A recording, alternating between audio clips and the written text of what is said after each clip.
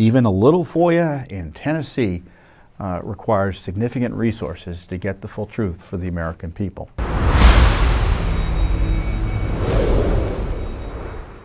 I want to talk about also a court hearing we were involved in last week.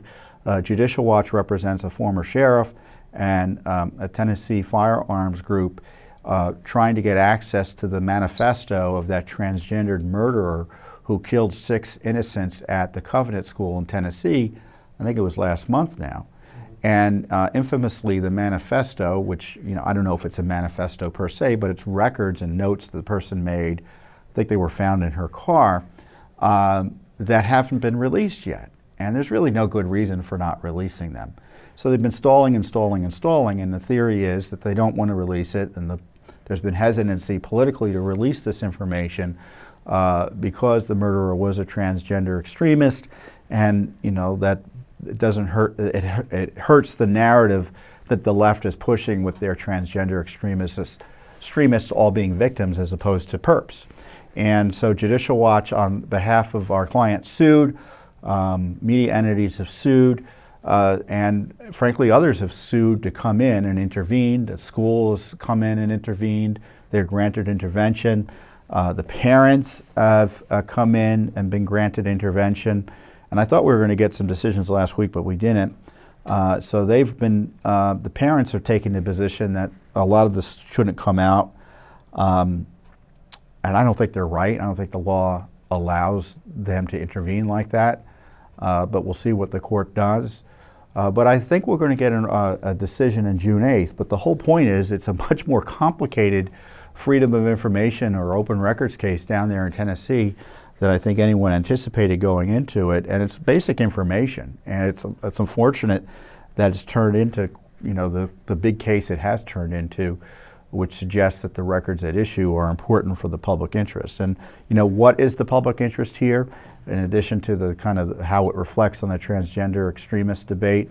But you have a lot of gun issues related to this.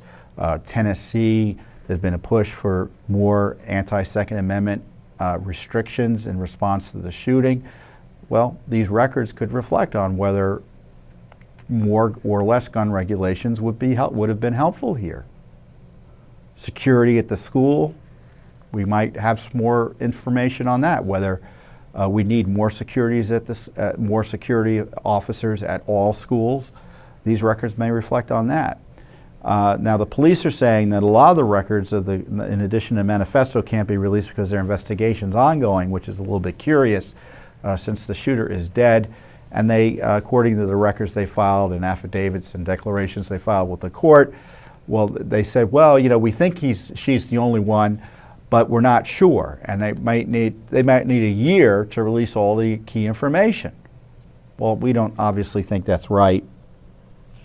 But there were some more writings that they obtained, for instance, from her home that aren't, quote, part of the manifesto that they don't want to turn over at all, at least for another year. And there's some other records, that may or may not be, releasable under the law, but, need to be reviewed by the judge, which is going to review the judge. The judge, to her credit, is going down to the police department, I think on Monday or Tuesday. I think it's Tuesday. I think it's next week.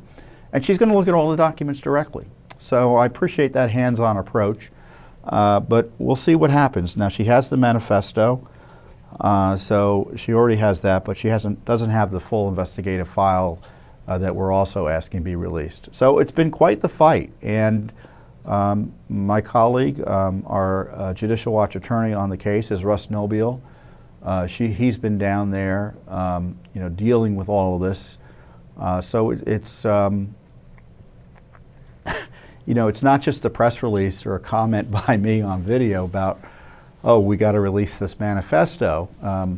Where it means to get the manifesto release requires a lot of heavy lifting in court, and it's not easy and it's not pleasant, because we're dealing with some very emotional issues, obviously related to the shooting of these children and the other 3 adults who were murdered.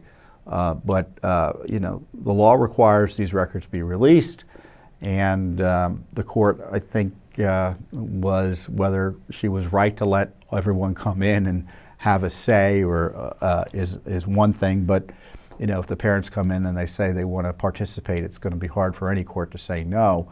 But you know, we've got to get this manifesto out, and I don't see any lawful reason to withhold it. And I suspect that we ultimately will get the manifesto. But it's going to be because of a lot of hard work and legal and legal drudgery. I guess drudgery may not be the right word, but a lot of legal work by our team, our legal team. So even a little FOIA in Tennessee requires significant resources to get the full truth for the American people. So we're proud to be able to do it, and the reason we're able to do it is with your support. Thanks for watching. Don't forget to hit that subscribe button and like our video down below.